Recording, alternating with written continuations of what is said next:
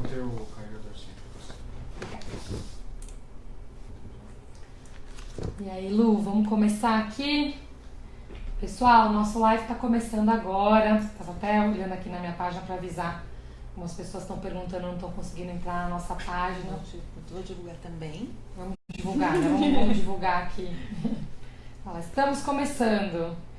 Eu sei que hoje tem muitos temas concorrendo com a gente, mas eu acho que a gente tem um dever aí de lembrar que saúde é a maior prioridade da população e que esse é o tema mais importante para muitos dos cidadãos, né, que dependem do sistema de saúde hoje.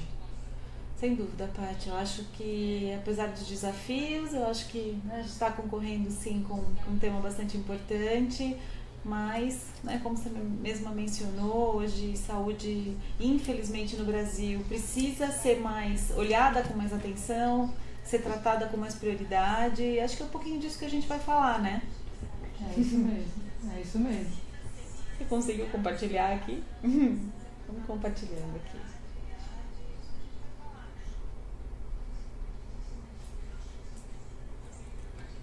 Você vai se apresentar, Paty? Vamos contar um pouquinho quem somos?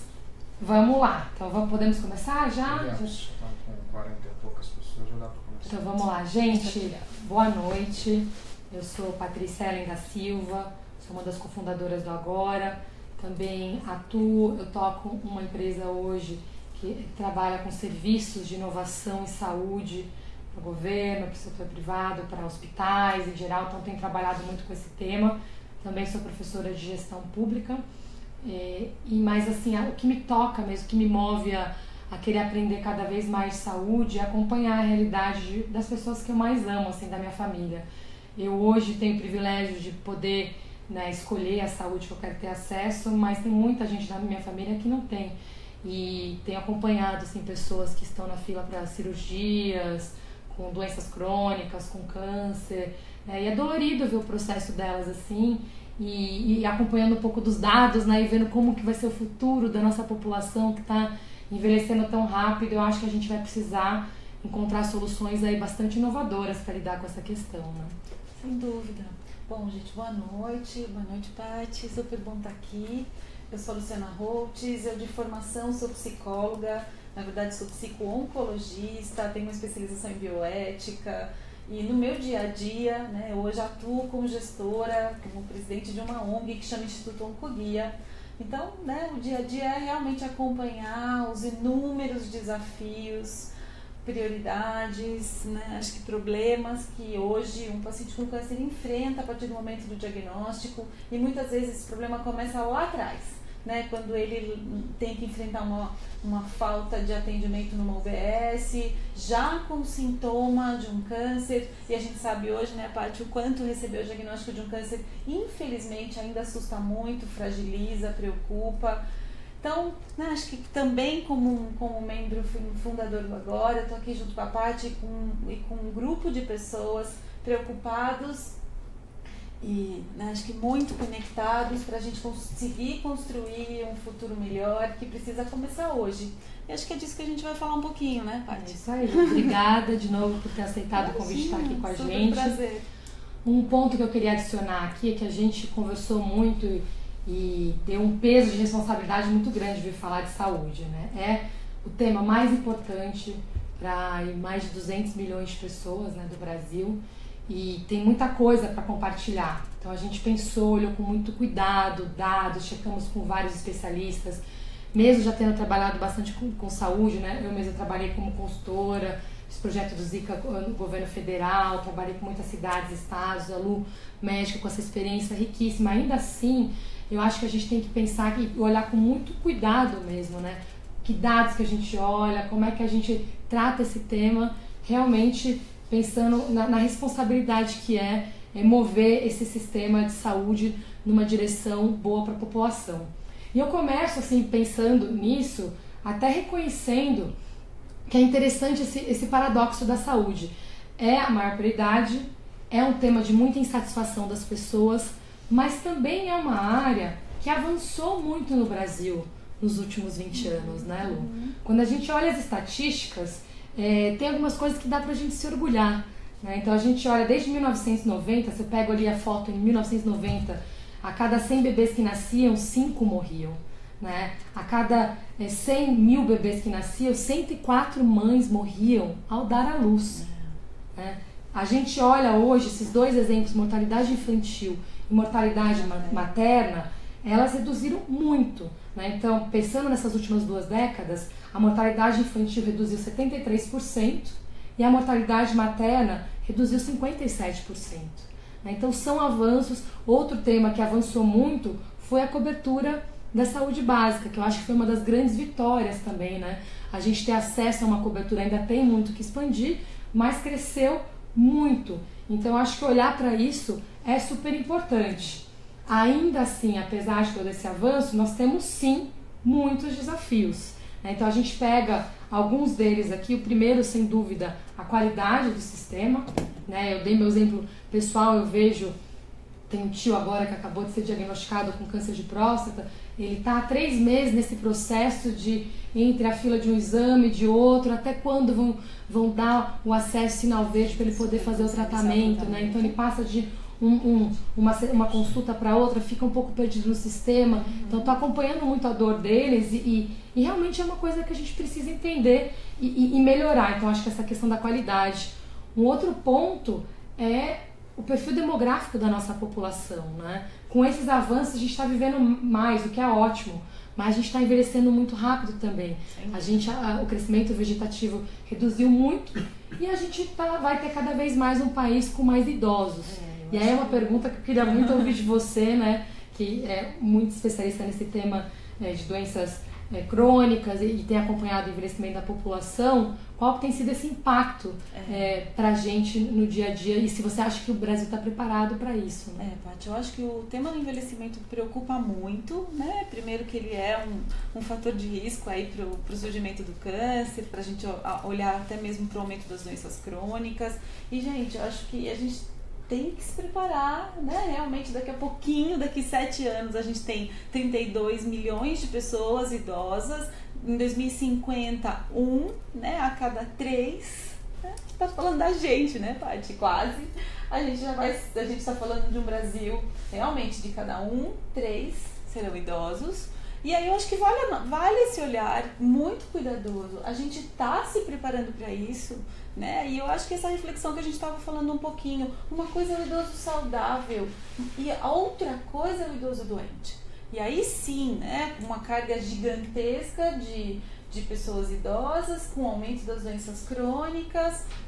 Quando a gente fala de doenças crônicas, a gente está falando de diabetes, de doenças cardiovasculares, de doenças respiratórias, de câncer. Do câncer, então, que daí é o meu cenário, a gente está falando hoje de 600 mil novos casos por ano, mas a gente está falando sim de um cenário muito breve da gente enfrentar uma epidemia de câncer. Então, Paty, eu acho que assim, a gente tá com um futuro onde a gente já sabe o que vai acontecer e me preocupa muito porque acho que a gente está se preparando muito pouco hoje, né? Porque a gente tem um presente com muitos problemas e o que a gente está fazendo hoje para enfrentar tudo isso, né? Então acho que vamos ter aí que começar a olhar, né, para as coisas que a gente tem que fazer hoje para cuidar da gente hoje e para o que a gente precisa fazer hoje para cuidar de um futuro que a gente realmente não está preparado para dar conta. Eu vou fazer o comentário, depois uma pergunta. O comentário para quem está com a gente, primeiro agradecer todo mundo que está acompanhando a gente ao vivo e também pedir para vocês colocarem perguntas e comentários também, dados relevantes que a gente está nesse momento de escuta, né? É o primeiro debate, a gente vai trazer um pouco do diagnóstico aqui e alguns caminhos que a gente está elegendo agora, mas esse processo de participação é muito importante. Tanto que a gente está abrindo essa semana de saúde e amanhã a gente tem o Agora Escuta também, que a gente vai ter na Avenida Paulista, lá no vão do MASP, mas eu vou voltar para lembrar a vocês, mas amanhã às 10 da manhã a gente vai estar no vão do MASP e continuar esse processo de escuta e de debate também. Minha pergunta para vocês sobre esse tema, hoje eu estava de manhã com o corpo clínico discutindo exatamente o futuro da oncologia e eu ouvi 2 dados que me assustaram muito, queria checar com você. O primeiro foi sobre as doenças crônicas, que quase metade da população brasileira já convive com alguma doença crônica. E o segundo é que 1 em cada 3 brasileiros vai ter algum tipo de câncer na sua vida. É isso mesmo? É isso mesmo. Acho que essa é a preocupação. O câncer, acho que você escuta muito das pessoas, né? Mas tá diagnosticando mais? né? É muito comum isso, mas o que está acontecendo? Eu acho que sim, a gente, graças ao avanço tecnológico, né, tem muita novidade ajudando a gente sim a diagnosticar mais, mas acho que as pessoas também, por uma questão até de um preconceito menor, as pessoas estão contando mais que estão enfrentando a doença, mas vai chegar muito pertinho de todo mundo, né? Isso realmente a gente não pode negar e, de novo, a gente tem que começar a se preparar, né, Paty? Ainda mais no câncer, que passa por um autocuidado, sim, tem uma parte que depende da gente, né? Tem sim uma parte que depende da gente com relação à adoção de hábitos de vida saudáveis, da forma como a gente está cuidando, até mesmo quando a gente está olhando aí para o cenário da oncologia. Falar de combate à obesidade hoje é tão importante quanto ao combate ao tabagismo. A gente hoje trabalha com os dois no mesmo nível de prioridade, né? E aí o tamanho da população obesa, a forma inadequada que a gente se alimenta, o desafio do combate ao sedentarismo. Então são coisas que tem que estar na nossa agenda, né? Você falou dessa questão, eu trouxe aqui alguns dados que a gente está trazendo para o nosso diagnóstico.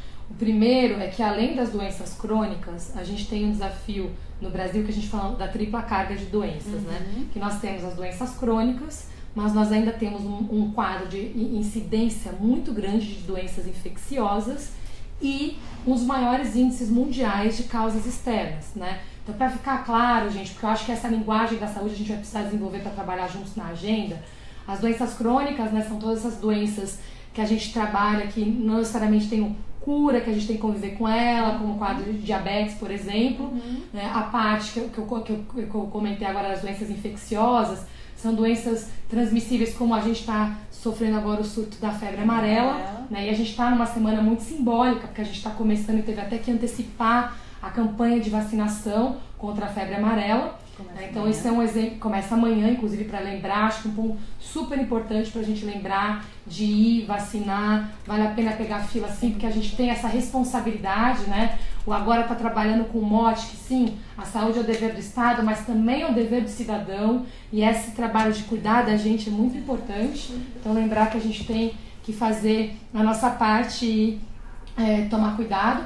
E o terceiro ponto, que é causas externas, tem a ver com o quê? Com a nossa violência. E a violência no trânsito, é violência mesmo, né? Então a gente tem uma incidência de casos de violência que causam uma necessidade totalmente específica para lidar com o atendimento dessas pessoas. Um hospital que trata doenças crônicas, ele precisa de um tipo de equipamento completamente diferente de um hospital que vai cuidar de pessoas que sofreram um acidente de moto, de carro, ou levaram um tiro, por exemplo, né? E que é diferente do tipo de tratamento que você precisa para doenças infecciosas. Então é importante a gente lembrar isso, por isso que a gente chama da tripla carga, porque o Brasil, nisso, a gente chama jabuticaba e para um lado muito ruim, que é ter que lidar com 3 problemas. E aí até vou para a pergunta do André Maciel, o comentário, né? Que ele fala que a saúde e previdência tem um link muito claro. Como é que a gente fecha essa conta num país que está em envelhecimento e onde o sistema de previdência social está com sustentabilidade e garantias ameaçado? Essa é a pergunta que me tira o sono todos os dias, André. É para ela que a gente vai ter que encontrar uma resposta. E é por isso que a gente realmente precisa se engajar nessa solução. Eu trouxe até alguns dados, né? O tamanho do setor de saúde no Brasil, ele é estimado em torno de 470 bilhões, né? E ainda não tem uma cobertura universal nem da saúde básica. Né? A gente tem hoje 74% da população que depende dela, a gente tem o percentual que consegue ter acesso a um sistema privado, né? Mas ainda temos a maior parte da nossa população dependendo disso.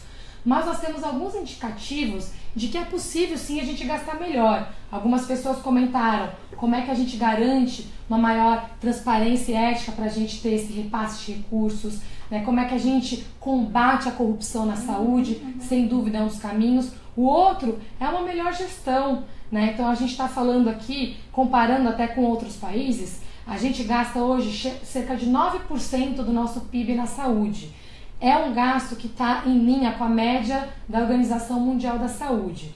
Se a gente olha o valor, como o PIB per capita brasileiro é baixo, então o valor absoluto ainda é baixo, poderia ser maior, né? Mas a gente olhando países que gastam a mesma coisa, como o Chile e o México, que estão perto da gente, eles têm alguns resultados melhores que os nossos na saúde, como por exemplo a expectativa de vida, né? E países que até gastam menos que a gente também tem um resultado melhor, como a Turquia. Então o ponto é, dá pra gente melhorar sim, gastar melhor, né? Então acho que a gente vai ter que sim resolver essa conta, tem um limite, né? O Agora trabalha muito com essa responsabilidade, a sustentabilidade financeira, mas também, né, nossos princípios têm muito claro, combate à corrupção e como é que a gente faz uma gestão da saúde também baseada em evidências, uma gestão melhor. De forma né, transparente, né, Paty? Acho que hoje a palavra transparência, ela é muito importante, né? Até pra gente conseguir conhecer as filas. Eu tô pegando um pouco, tô lembrando dessa sua fala do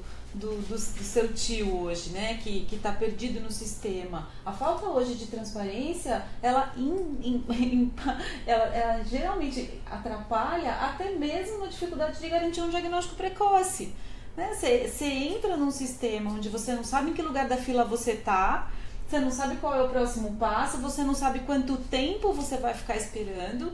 Isso tudo, como existe uma regulação sendo feita por trás, Paty, seria muito importante que fosse transparente, onde os prazos fossem definidos, realmente para que você saiba onde você está, qual é o próximo passo, e até mesmo a gente pudesse pensar numa questão até de priorização de sinais e sintomas, né, de algumas doenças que merecessem ser priorizadas para a gente garantir diagnóstico precoce, como no caso do câncer, que é o meu mundo aí que eu respiro todo dia, onde você está falando de cura, onde você está falando de qualidade de vida e onde você está falando em economia, né, de recursos, outro ponto muito importante quando a gente está falando dos desafios da saúde, né, Paty? Concordo, e eu tô pegando alguns comentários aqui que tem a ver com isso, né? Um ponto que é trazido, que concordo que o sistema, o conceito do SUS é muito bom, mas sangra muito com ineficiência e desvios. Mas e a prevenção? Acho que falta investimento em programas robustos em prevenção. A conta sai mais barata, a qualidade de vida é mais clara para todos. O André Maciel trouxe isso e eu vi que tinha comentários de mais 2 pessoas também sobre a questão da educação. Esse é um outro ponto que a gente tem trabalhado muito. Prevenção, né? E o ponto, acho que o nosso sonho aqui, quando a gente chegar num sistema que vai ser eficiente e mais humano também, a gente vai estar falando mais da saúde e não da doença. Né? Então esse ponto da prevenção passa pela educação da população, sim. Sem dúvida. Né? Sabe uma coisa, Paty, que eu acho que é legal, né? Eu também anotei aqui, acho que a gente até falar um pouquinho para as pessoas. Eu gostei muito disso, né? Que dentro do nosso paper aí, a gente fala muito, né, de um sistema de saúde sustentável, inteligente e de qualidade. É isso aí. Né, para todos. E aí vou passar um pouquinho para vocês, porque junto com isso tem as nossas cinco frentes de atuação, que são reduzir as desigualdades de acesso, promover uma saúde centrada no cidadão, né? Eu acho que a gente está ouvindo muito isso, né? A experiência do paciente, a gente realmente, que a pessoa conte suas prioridades, seus desafios e que o olhar esteja centrado nele, a questão do foco numa gestão transparente e eficiente e a promoção dos estímulos, né, a hábitos de vida saudáveis, que eu acho que sempre tem que estar junto com o acesso, né, Paty? Eu acho que são 2 coisas que precisam caminhar juntas. Eu acho que a gente precisa fazer a nossa parte, mas o serviço precisa estar disponível, né? Eu preciso chegar numa OBS, porque lá é a minha porta de entrada no sistema, mas eu preciso ter um médico lá que olhe pra mim, né, que me atenda, que me examine. Eu costumo falar, eu tenho um super desafio, Paty, porque às vezes nas minhas conversas, nas minhas palestras, até mesmo de autocuidado da mama, onde a gente conversa sobre prevenção e detecção precoce no câncer de mama, eu canso de ouvir, muitas vezes até mesmo de usuários do SUS. Tem uma hora que eu falo lá, né? O médico precisa te examinar, né? O médico faz exame clínico e a mulher pode se conhecer por meio do autoexame, né? E várias, né, senhorinhas, examinar, mas o doutor não me examina, né? O médico não me toca mais, o médico não me olha mais, o médico não me olha no olho. Então, acho que a gente precisa realmente, né, rever algumas coisas e olhar muito para a atenção básica, que é a porta de entrada no sistema, que é onde a pessoa que está saudável tem que procurar ajuda para se manter saudável, né, Paty? Concordo. Eu vou até... Interessante, a gente pegou sobre a questão de se manter saudável. O JP Leite do Texas, tá no Texas, aqui ele falou: deveríamos cuidar do problema na raiz e proibir o uso de agrotóxicos no hortifruti, hormônios animais, entre outros.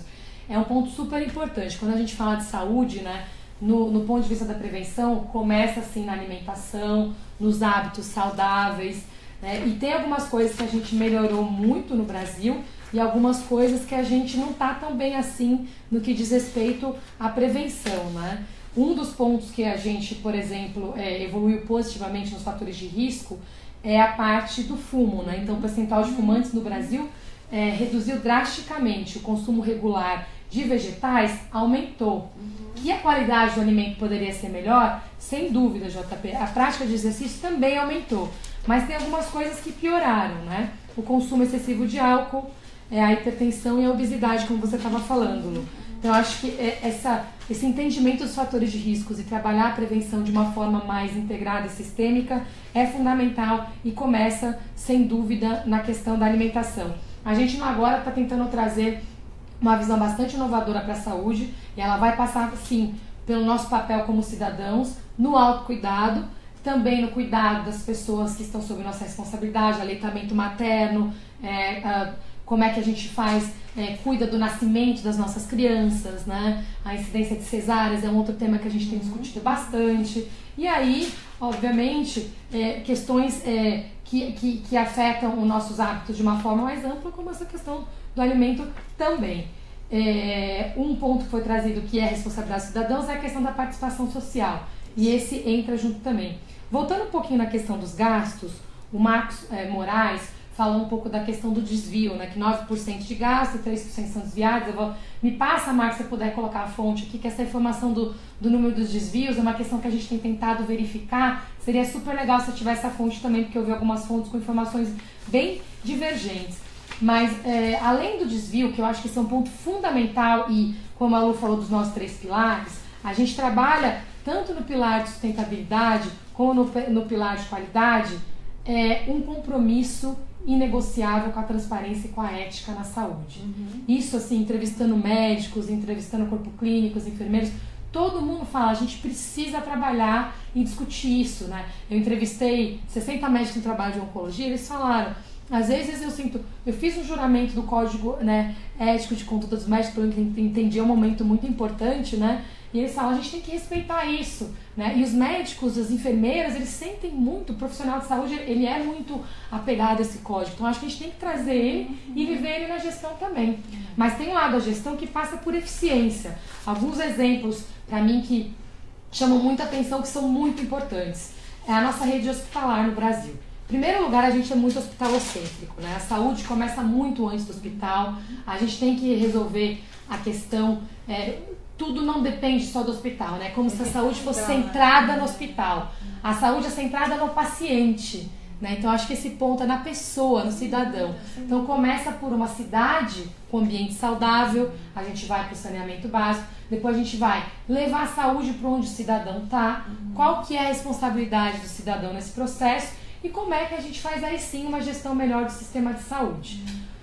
Tudo isso passa tanto por informação, né, Paty? A gente costuma falar muito disso, o quanto informação também é qualidade de vida. Claro que a gente vai passar pelo desafio do que é uma informação de qualidade, mas eu acho que é tão importante a gente buscar uma fonte adequada e realmente, assim, qual é o meu papel nisso, qual é a minha porta de entrada no sistema, por onde que eu tenho que percorrer. Claro, gente, assim, hoje tem inúmeros desafios, tem inúmeras filas, o tempo de espera no SUS está gigantesco, mas, né, eu acho que quanto mais a gente tentar obedecer o passo a passo e fazer o nosso caminho, né, o nosso papel adequado ali dentro do que o sistema preconiza, menos a gente vai ficar nessa história, né, Paty, de dar o seu próprio jeitinho, de burlar a regra, apesar de a gente saber o quanto é angustiante você tá doente, querer ser atendido, querer ser olhado, e é o que você falou, né, tá sendo jogado de lá e pra cá e pra lá, com um tempo de mais de 3 meses e não conseguir ser atendido, né, e saber que teu caso está sendo resolvido.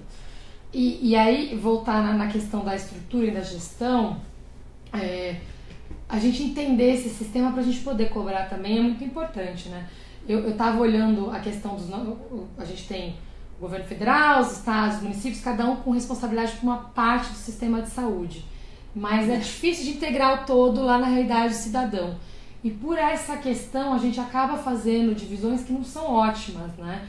Então uma coisa que me assustou muito, um dado, toda vez que eu olho eu recheco, porque eu não acredito nele ainda, que a maior parte dos hospitais no Brasil, eles têm menos de 50 leitos. Né? Então a gente está falando entre 80% e 85% dos hospitais no Brasil tem menos de 50 leitos. E a conta não fecha para gerir um hospital de 50 leitos. Né? Acaba acontecendo que, em geral, eles não têm nenhuma especialidade, né? E eu consigo entender todas as questões que fizeram com que a gente chegasse nisso. Mas aí é um outro paradoxo da saúde. Tanta gente na fila para atendimento e a nossa ocupação média dos hospitais é baixíssima. A ocupação média é 52%. E a gente fala de médias internacionais, né? O indicado pela Organização Mundial da Saúde, OCDE, 77% é uma média de ocupação. Ou seja, a gente tem leito e não ocupa esses leitos. E ainda gasta para manter esses leitos lá. Então é uma questão que a gente precisa entender e debater. O que a gente vai fazer com isso? Como é que essa conta vai começar a fechar? Afinal de contas, é o dinheiro do cidadão que está sendo aplicado nisso e é o cidadão que não está sendo atendido. Eu acho que tem aí, entender um pouco que filas são essas, que paciente é esse que está esperando por um leito, como é que de repente, né, se um hospital é um hospital privado, como é que as parcerias, né, público-privadas podem acontecer melhor para que a gente consiga realmente agilizar todas essas filas, né, Paty? Porque e ainda a gente tem um desafio muito grande da falta de diálogo, né? A gente escuta muito isso, quanto, né, os diferentes stakeholders, todos os envolvidos, incluindo o paciente, não se falam, não se conversam, e todo mundo fala muito isso, tem que sentar e conversar, tem que todo mundo se reunir e olhar para o mesmo problema e sentar junto e pensar numa solução conjunta. Hoje essa falta de diálogo é outro problema, né, Paty, que inclusive o Agora também está tentando priorizar para que a gente consiga, tendo um olhar aí de diferentes pontos de vista, resolver problemas importantes, né? Muito bom. Aí tem uma questão sobre a qualidade, né, do sistema de saúde. Metade dos brasileiros hoje consideram a saúde a principal prioridade deles, né, e mais de 60% da população avalia a saúde em geral como muito ruim ou péssima. Até, gente, queria fazer um pedido para vocês. A gente está rodando uma pesquisa de saúde. Ela é super simples, né? E peço desculpas que a gente não está rodando a mais complexa agora, porque a gente precisa começar a divulgar com 5 perguntas, porque a gente queria que o maior número possível de pessoas respondesse. Ela está online agora. Vou até pedir para a gente compartilhar de novo aqui nos comentários. Mas se vocês pudessem responder e compartilhar, seria super legal, porque a gente passa exatamente por isso, e ali na nossa pesquisa está dando mais ou menos a mesma coisa. Já tem uma insatisfação muito grande com o nosso sistema hoje, né? Eu lembro também que um uso maior nas etapas de prevenção, que já indica essa necessidade nossa, né, de trabalhar mais na prevenção, posto de saúde. As pessoas isso falando muito utilizado. quando a gente pergunta lá qual deveria ser a prioridade, as pessoas ainda estão escolhendo que a prioridade deveria ser a diminuição do tempo na fila de espera. Exatamente. Né? Apesar que está junto ali a questão do que dá investimento muita em angústia, infraestrutura. a questão da espera, assim. Eu vi dúvida. comentários também sobre a questão da humanização da saúde. Eu acho que esse ponto, assim, uma coisa, eu trabalho muito com os números da saúde. Quando você vai para outro lado e passa pelo sistema, é outra coisa, né? Então você não quer ser visto como um número. Acho que tem essa questão. Então o tempo, né, para uma família que está com uma pessoa que acabou de ser diagnosticada com uma doença gravíssima, cada dia é uma eternidade, né? Então ter esse respeito de comunicar, quanto tempo vai demorar, me fala a verdade, me comunica o que está acontecendo. Isso é muito importante, sim. Eu vou pegar aqui mais 2 perguntas que tinham surgido sobre a questão do saneamento nas cidades. A Rosinha Estevão falou: em muitas casas os esgotos passam nas portas. Como manter saúde se os responsáveis não investem em infraestrutura? O Zé Ponce falou a mesma coisa sobre saneamento ser fundamental, né? Saneamento básico diminui a demanda, diminuindo as consequências, os gastos com saúde pública. O Robson Vitorino, também os membros da Agora, ele lembrou a gente aqui qual que é a visão, né, que a gente está preparando para os desafios com a saúde psíquica e também pensando na qualidade de vida nas cidades. Eu acho que esse tema das cidades é fundamental. A gente colocou como um dos pilares da agenda falar das cidades saudáveis. Esse conceito que também é uma inovação. Geralmente a gente quebra, né? Saúde só fala de hospital, educação só fala de escola. No Agora a gente está trabalhando essas agendas de uma forma mais integrada. Saneamento tem um impacto enorme na vida das pessoas e na saúde, sim. Nas nossas conversas com médicos e enfermeiros, todo mundo está trazendo esse ponto. Fala, olha, se a gente não melhora a qualidade de vida de uma pessoa, eu vou ter problemas básicos aqui, né? Incidência de tuberculose, leishmaniose, tem várias doenças que acontecem no Brasil ainda que não precisariam estar acontecendo, né? Então, a questão, sim, de cuidar da vida nas cidades é muito importante. Sobre a saúde psicoemocional, eu concordo que esse é um tema que tem crescido muito, e aí, Lu, queria ouvir sua visão sobre isso.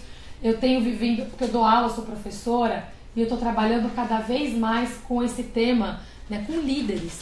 Né? Esses dias eu dei uma palestra sobre propósito, no Campo de Marte tinha mais de 1000 pessoas.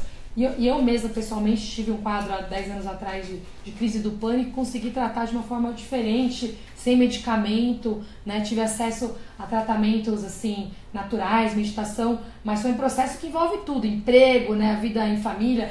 E eu pedi para as pessoas levantarem a mão para ver quem já tinha tido algum quadro de depressão. Mais da metade das pessoas levantaram a mão. Então eu acho que esse é um tema super importante. Se você perguntar isso para quem está doente, esse número ainda é maior ainda. Ainda maior. Só de curiosidade, Paty, que eu gostei muito, esse é um tema que realmente, acho que pela minha formação, me encanta e me seduz muito. Essa semana o NHS, né, o sistema inglês de saúde, lançou uma política pública de combate à solidão. Olha isso, eu achei muito impressionante. Muito especial. Eu acho que é prioridade, isso está linkado com o envelhecimento da população, está linkado com tudo isso que a gente já conversou, né? E que é muito comum durante o enfrentamento de algumas doenças, o quanto a doença te deixa sozinho, te dá essa sensação de solidão mesmo. Então acho que temos muito a aprender, né, com algumas experiências aí internacionais que realmente estão aprendendo. Pode ter uma pergunta bacana aqui que eu acho que era legal a gente falar um pouquinho, que é o que seria o sistema de saúde sustentável. Vamos lá. Esse é um dos princípios do agora também, né, que é exatamente da nossa responsabilidade com a sustentabilidade. De uma forma mais ampla, a gente tem falado de sustentabilidade olhando pelo ângulo financeiro, pelo ângulo ambiental e pelo ângulo humano. Então, no caso da saúde, a gente está focando mais na verdade, a gente fala dos três, né? Eu acabei de dar exemplo de alguns. Sustentabilidade financeira é que a conta tem que fechar. Né? Eu até comento, teve um comentário aqui do Sandro Lima, né, sobre a questão dos gastos com a saúde. A gente não vai poder diminuir os gastos com a saúde ou congelar, né? A gente tem que cuidar das nossas pessoas. Mas tem uma questão, Sandro, maior, que é com o envelhecimento da população. Eu fiz um estudo e depois eu chequei, eu bati um estudo com um estudo, por coincidência, o IPEA tinha feito parecido, que é pegar o perfil demográfico da população, se a gente pegar só isso hoje, e o gasto que a gente tem com as pessoas e ver o perfil está mudando, né, e ver qual que é o impacto disso nos gastos, a nossa saúde, sem mudar nada, até mais ou menos entre 2030 e 2035, a gente vai ter que gastar quase 25% do PIB com a saúde para a conta fechar. A gente não tem esse dinheiro. Então, sustentabilidade financeira é a gente pensar em soluções inovadoras para lidar com esse problema, garantindo o acesso, a qualidade, mas também a responsabilidade financeira com a conta da saúde. Acho que não dá para esquecer do alto custo dos tratamentos. Eu acho que hoje a gente está conseguindo curar mais, a gente está conseguindo, né, tratar mais adequadamente as pessoas, mas os tratamentos estão cada vez mais caros, né, Paty? E é isso, a conta realmente não está fechando. A gente vai precisar do envolvimento de todo mundo para que essa conta feche, para que a gente consiga disponibilizar, né, fazer com que as pessoas tenham acesso a todos esses tratamentos inovadores, porque eu também acho que de que adianta tanto investimento, né, sendo que o que tem de mais inovador não chegue para quem pode se beneficiar, né, Paty? Acho que esse é um ponto muito, muito, muito sério. E aí, para lidar com isso, a gente tem que lidar com todos esses vazamentos dos gastos. Corrupção, sem dúvida, é um deles. A má gestão é outro que é fundamental. Melhor integração do sistema. Prevenção, para a gente ter menos pessoas doentes, né, que passa pelo dever de todos nós. E também aquela pergunta que é um dilema, que é o que a gente vai cobrir e o que a gente não vai. Eu tenho acompanhado sistemas universais, né? Você pega o caso do Canadá, da própria Inglaterra, o Reino Unido que você mencionou, a Alemanha, a Austrália, todos eles, Holanda, estão passando por esse dilema que é o debate do que a gente vai cobrir na saúde e o que a gente não vai. Mas a conclusão a gente já tem, né, Paty? Não vai dar para dar tudo para todo mundo. né? Então a gente vai ter que começar todo mundo se envolver com isso, vamos ter que ter um debate de portas abertas, onde a gente vai ter que decidir junto o que a gente vai pagar, né? Não vai dar realmente para dar tudo. No mundo da oncologia especificamente, acho que a notícia boa é que hoje a gente sabe, para alguns tratamentos específicos, quem é a pessoa que pode se beneficiar daquele tratamento. Então talvez a gente tenha que personalizar cada vez mais esse atendimento, na linha de humanizar e de realmente disponibilizar aquilo que você não tem erro, que as chances de errar são menores, mas são decisões muito difíceis e que a gente vai ter que ter uma discussão muito madura para encarar mesmo, né? E também pensar fora da caixa, né? Sem O Penagni dúvida. colocou aqui um comentário que a administração dos grandes desafios, usar exemplos inovadores de gestão, vai ser fundamental. E aí, Agni, se você puder passar pra gente essas referências que você passou aqui, Buurtzorg da Holanda e Heingenfeld da Alemanha, vai ser super importante para a gente conhecer esses exemplos. A gente está criando um esforço de compartilhar melhores práticas no agora. Se tiver exemplos locais, que isso é outra coisa, gente. Eu vi muitos exemplos bons também no Brasil. A gente tem coisas acontecendo aqui, em alguns hospitais específicos.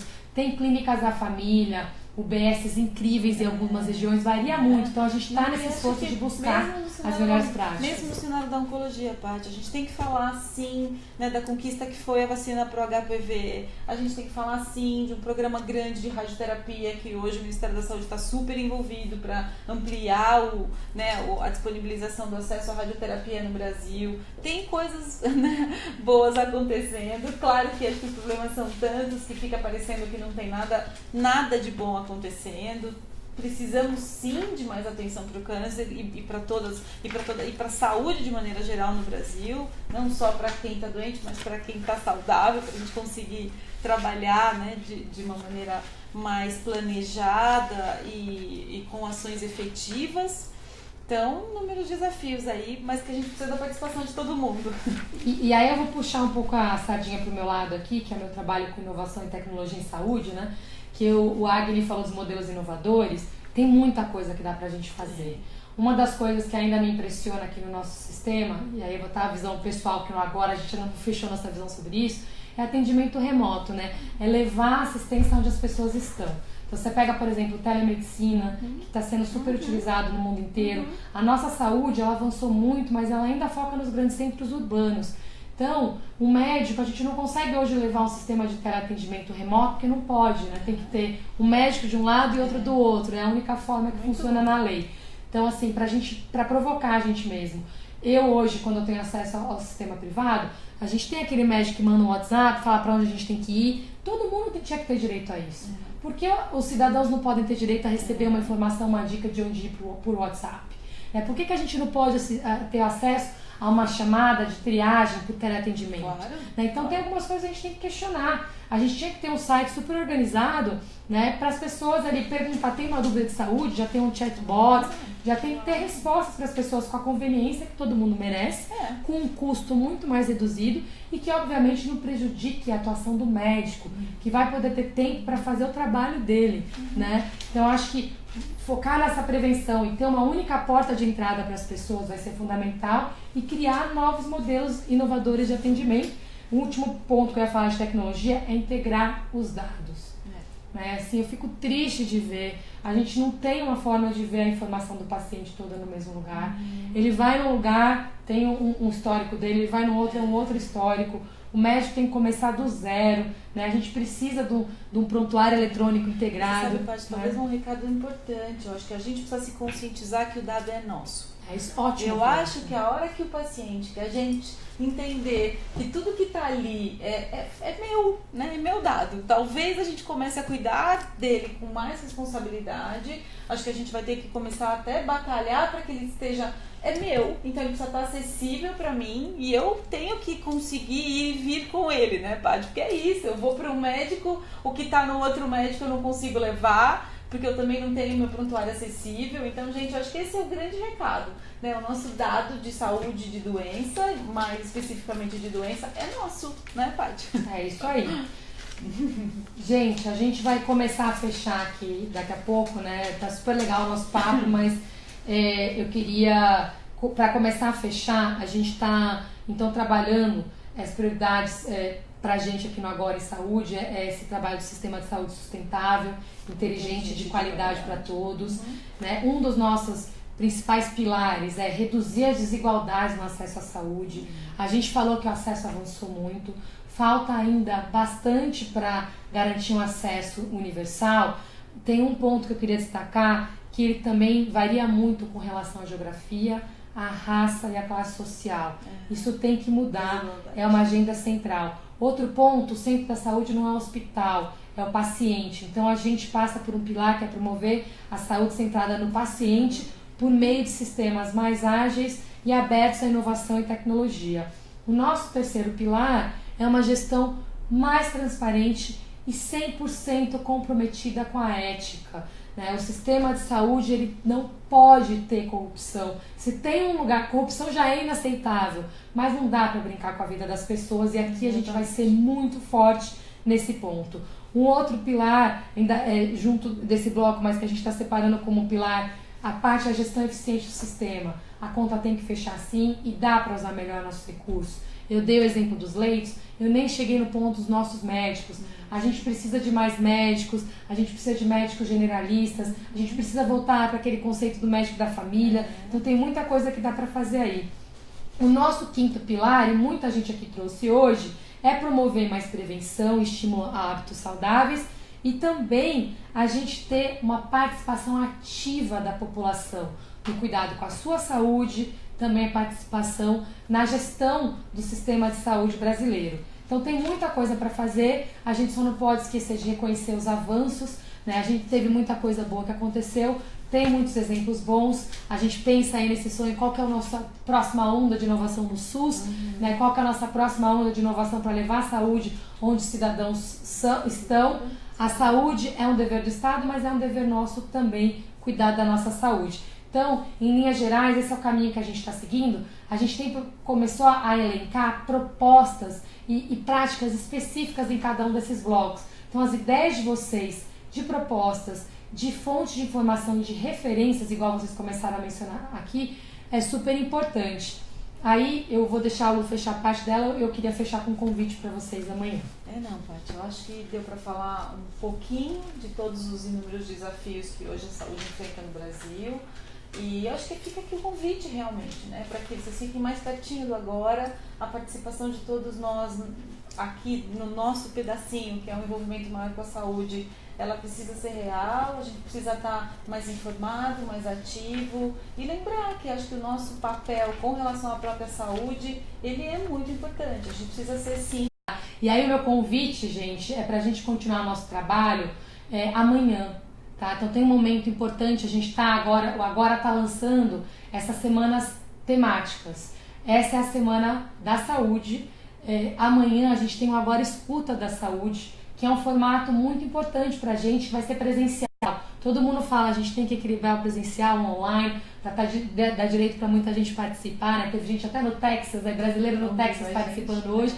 Mas o que a gente queria também garantir que os brasileiros que estão querendo se encontrar, se encontrem. A gente vai ter um amanhã no vão do MASP, das 10 da manhã ao meio-dia. Esse a gente está fazendo em São Paulo, porque amanhã é aniversário de São Paulo. E a gente achou que ia ser muito importante passar o aniversário de São Paulo celebrando sim, mas falando da maior prioridade da população com a população. Então amanhã a gente vai ter alguns convidados que já aceitaram o nosso convite de estar com a gente lá no vão do MASP. Vamos ter a médica a doutora Rosana, que é uma geriatra, que hoje trabalha com saúde preventiva e alimentação também. Vamos ter alguns convidados do sistema público, médicos que vão estar com a gente, gestores da saúde, que não são médicos, mas que estão na gestão da saúde, aí como eu, por exemplo. Vamos ter membros do Agora com a gente lá, que não trabalham com a saúde, mas estão super comprometidos com essa agenda. E a gente quer fazer uma conversa com os cidadãos comuns, não precisa ter nenhuma experiência em saúde para vir debater com a gente, muito pelo contrário, usuários do sistema, como é que está sendo a sua experiência, para a gente trabalhar juntos nessa agenda de saúde para o Brasil. Então amanhã, no vão do MASP, das 10 ao meio-dia, a gente vai estar com vocês com Agora Escuta da Saúde. E não esqueça de preencher a nossa pesquisa e divulgar e compartilhar com os amigos, que quanto mais gente responder, mais dados a gente vai ter para começar a direcionar melhor as nossas prioridades. Obrigada mesmo, Foi uma honra ter essa discussão tão importante aqui com vocês hoje. Boa noite. Obrigada, boa noite.